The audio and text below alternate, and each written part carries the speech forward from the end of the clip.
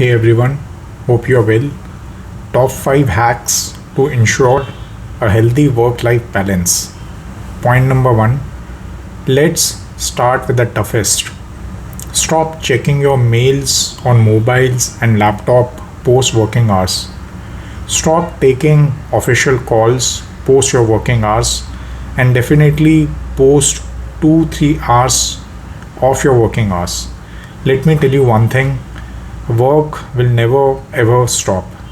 Targets will never be enough, deadlines will never be short enough, and the work on your platter will never ever be enough. So please take cognizance of this and realize that enough is enough. In my experience, no work in your company or any other company is on absolute priority. Do this as an experiment. Miss a deadline once, delay a project once, the company will continue to go on.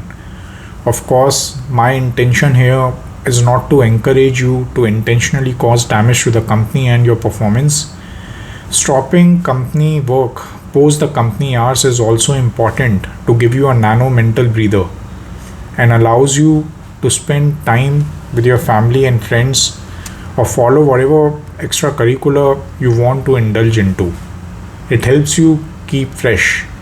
Point number 2, definitely go out on a weekend, even if it is to the same boring mall, but definitely you must go out. While you are out, remember the point number 1 that we just discussed and say no to anything work related. Like your nano breather in the point we earlier discussed, this small weekend getaway will serve as a slightly bigger micro breather. You must also focus on taking macro breathers and go for a week's trip every few months and definitely at least once in 6 months. Now you might be wondering that I'm talking about taking so many breaks, but please understand, I'm not asking you to go AWOL and leave your duties behind. I'm asking you to take these breathers within your rights and within the ambit of your company policies. Remember, you're working to lead a good life and not the other way around. Point number 3, you must understand the pressure tactics of your manager. I have covered this topic in detail in one of my videos titled Handling a Toxic Manager and Tactics Used by Bad Managers to Keep You Under Pressure.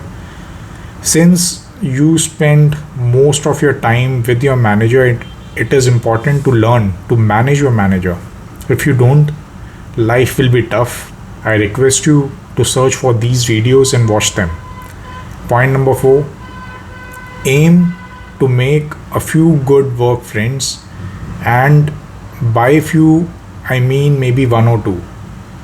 This is my humble opinion and maybe based upon my life experiences, but the person who says he has a lot of best friends or a lot of people he can rely upon often have no friends and no one to rely upon.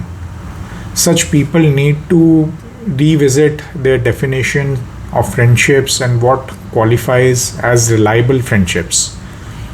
But anyway, you must have at least 1 or 2 very good work friends.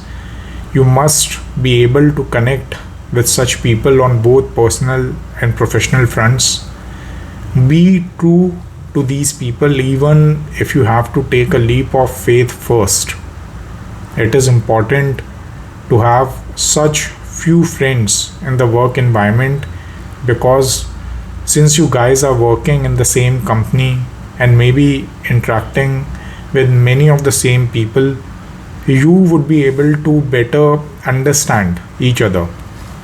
This again, on a lighter note, may serve as a breather at your workplace during your chai sutta times. Point number 5, invest your time in any one activity which is close to you, which you really enjoy. It can be anything like music, investing, sports, and it would be better if this is a group activity. It would be even better if the same can be utilized to generate an alternate income stream.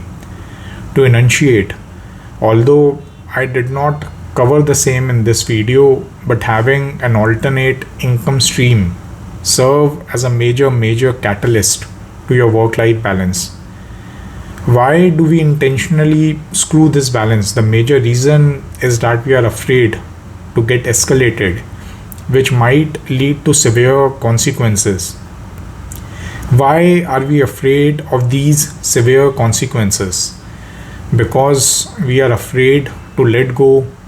We are afraid that we won't see this recurring message which has consumed us like drugs, that your salary is credited on the first of every month. Imagine if you're already earning the salary that you are currently drawing from your alternate income streams. Would you be worried then? Would you screw up your life then? Would you even watch this video then? Now, when I think of it, maybe the real reason why companies don't want you to engage in any other cash making activity is deeper, maybe much deeper.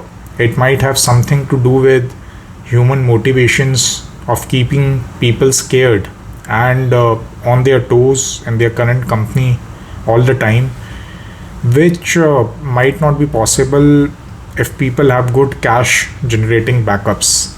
Thanks everyone. Have a nice day ahead.